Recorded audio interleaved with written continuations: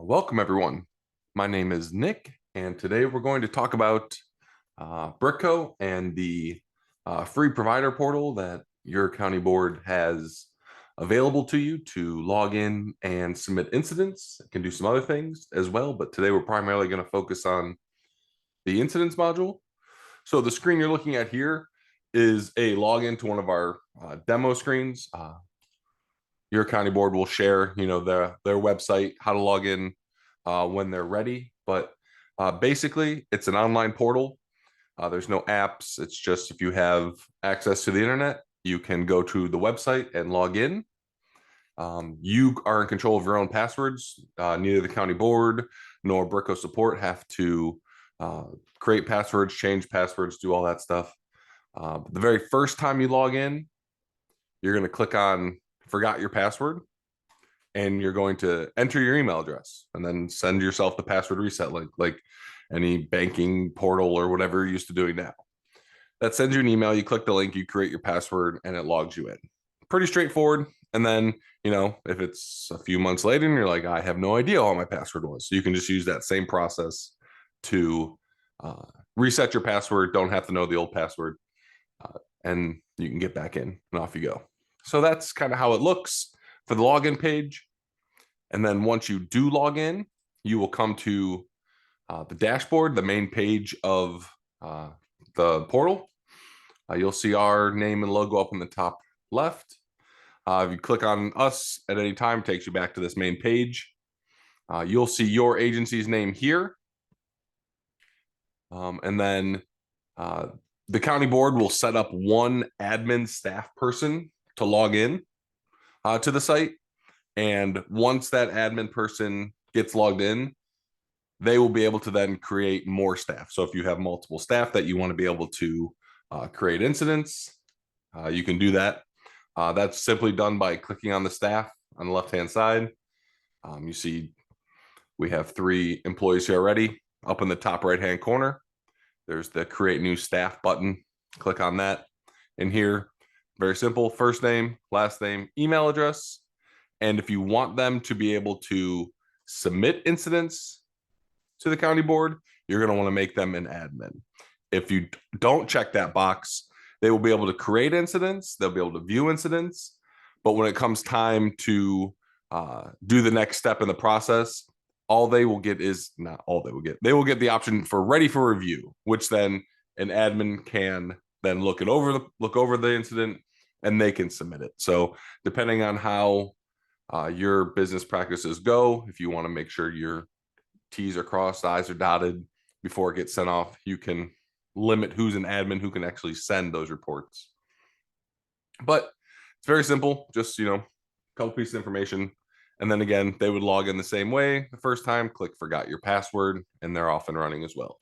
So very quick to get your self set up, get your staff set up in the system. But yeah, the incidents module is also here on the left-hand side.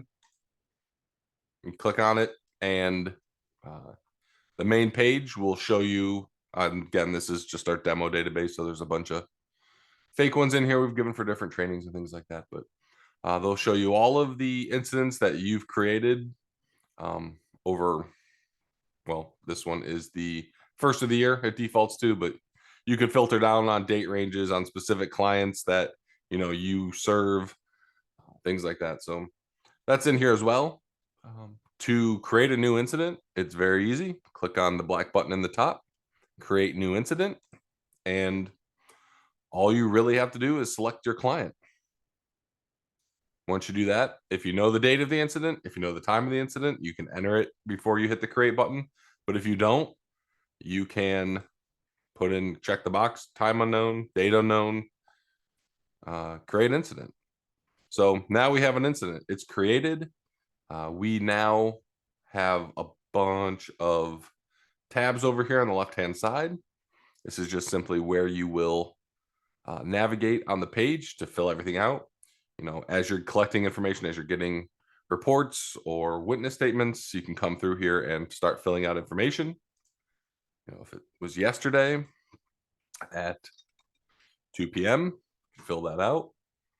You can save as you're going. You can then, leave the page after you saved. You can come back, pick it up right where you left off. You don't have to do everything in one shot. Your provider will be here. The discovered by will be whoever clicked create new. So if you're the person who is writing the incident, but it wasn't discovered by you, you can come in here and choose a different staff person if you need to.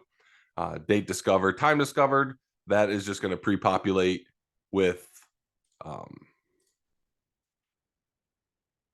whenever the time and date that you clicked create new. So you can, again, make changes to all of those. You notice here, date and time have a red asterisk next to them. Any field that has that red asterisk is a mandatory field. You will not be able to submit the incident to the county board if those are blank. If you try to, it'll give you a big red bar across the top of the screen that says, hey, you forgot X, Y, and Z field. So just kind of, the county board sets what has to be filled out, what is mandatory. And then once those requirements are fulfilled, you can send it along.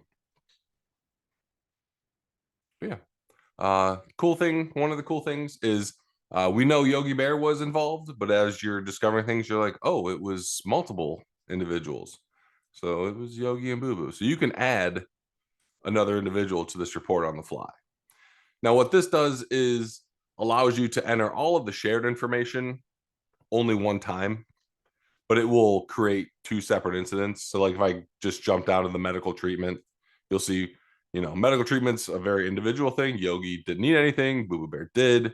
So these tabs are created to separate them out. So the things that can be shared will be, but it'll still prompt you for individual information based on, what it is. And then if you're like, oh no, it really wasn't Boo Boo being in here, so you can remove them and on the fly, as you're finding things out, you can make updates and changes as you go. So that's pretty much all there is on the discovery page. Description and factors. Hopefully the content of this form isn't coming out of left field for you. So I'm not really going to spend a whole lot of time, but you have the description of the incident. I'm just going to copy and paste things in here so it's a little nicer to see when I show you the PDF and things like that. So again, any peers involved, that'll drop down box there. Anyone else, any personal protected information you can put in here as well. Level and category. This is where you can, put in a UI, failure report, or, an illness. Again, if you pick a type that has a subtype, that box will pop up for you. So it kind of prompts you, what you need as you go. The location, it's going to default to the county that you're logged into, but if it didn't happen in that county, you can change it. Location details, front step, outside, whatever it may be, and then location area has some different ideas. Yeah, same thing with injuries. Pick your injury category. No apparent injury, you're done, move on with your day. These other three options will prompt you to add some more information, type of injury, location of the injury, description, follow-up, those types of things. Same thing with medical treatment. When did they receive treatment? Where did they go to get it? Who, treated them? And then what did they do? So, very straightforward things, but it just kind of works your way down the page.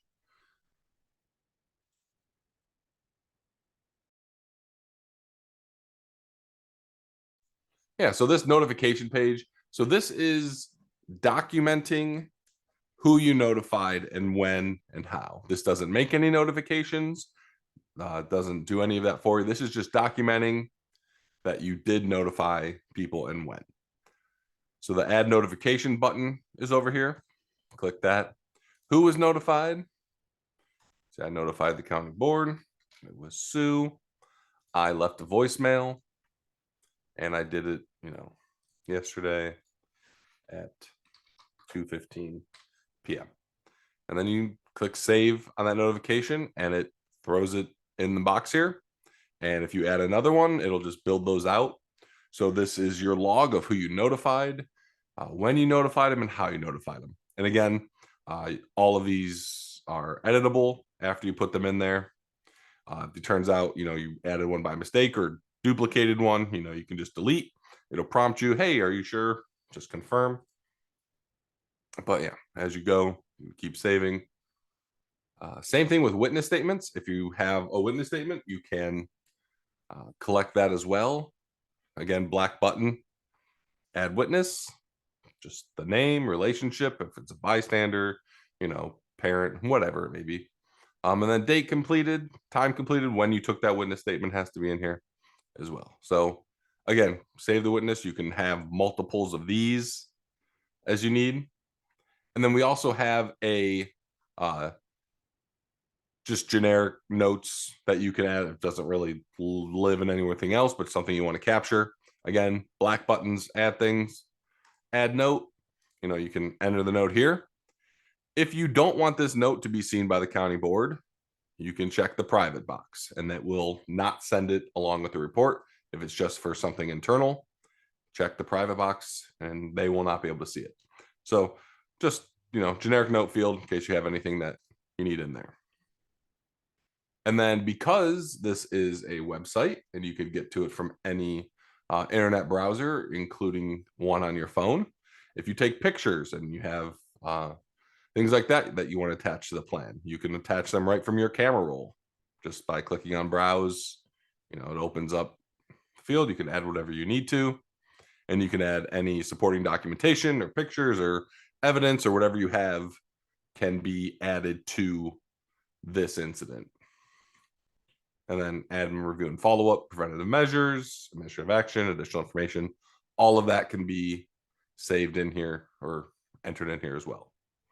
That was a very quick way of going through each one of these tabs, but basically just fill it out to completion.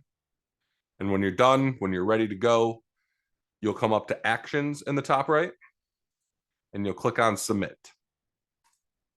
Now it's going to say, are you sure you want to submit this? And again, this is an admin staff feature. So only admin staff can submit.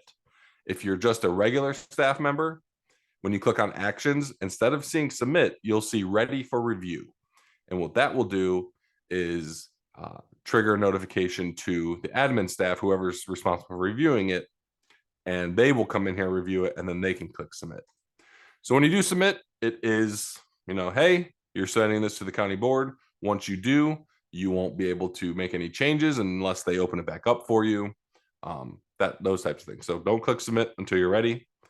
But once you do, off it goes, and you'll see my very top one here, the one I just created. It says status has been submitted. A prevention plan is needed based on what you selected. You can come back in here and view the plan, and it will give you everything we put in here. Most likely yours will be a little more fleshed out, but on here it gives you the signed by, who signed it, when they signed it, and then the recent activity. So this will keep a log of everything that was added and changed and by whom. So it will keep a record of who made any changes, any edits in here as well. And you can also click on actions and view the report. And this will open it up in a PDF that you can download and or print on demand, whenever you need to. So it just shows up, gives you some demographic information, all of the other things. And you have the ability to download and print, like I said. You also have the ability to share this out if you need to. You can send it to Tyler if you want. You can, share this out. It'll send a PDF in an email to someone if you want. If you need to share it with families, you can do that right from here as well. So that is how to submit an incident, how to create an incident. Again, black buttons are usually creating things, adding new things.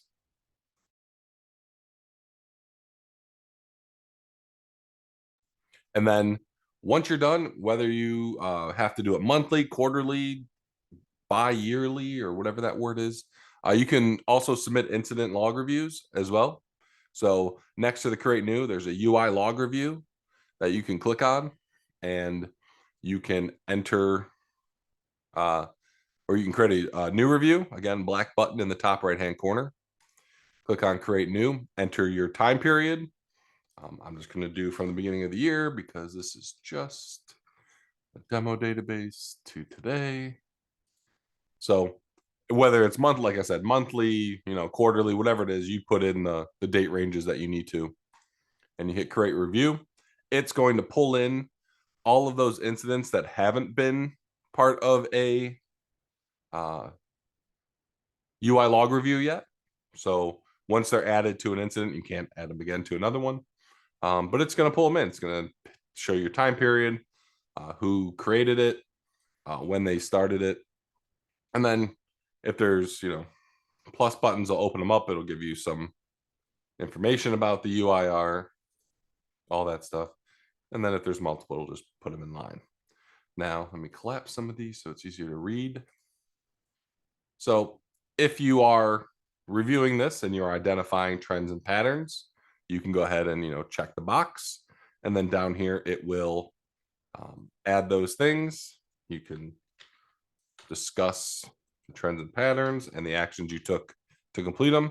So you can go through each one and, decide which one was, and then obviously fill in those boxes. And then once you're satisfied, with that information that you have on here, you can come up to actions and submit. Again, admin can submit, regular staff will see ready for review. So you submit, it's going to say, hey, this is reviewed by the author, but you can change it if it was actually someone else who actually reviewed it, if it's different from the person who created it. You can add any additional notes you want, and then you can submit it. And off you go. This has now been submitted to the county board. They will receive it. They will get notifications on their end that they have it. But you can come in here, again, right from the main incidents page, the top right-hand corner, this UI log review. You can view them. It kind of shows you what it is. Again, under actions, you can click on view report, and it will show you a PDF of it that you can download or print as you need to. So yeah, it'll give you all of that information, has the rule written right on it. So, again, this is all stored in the provider portal. You can just come to it on demand whenever you need it. You can log in, click on the incidents button, either look at the incidents that you need to, or your log reviews that you need to. Again, it's a website, so you can do it from anywhere you have an internet connection.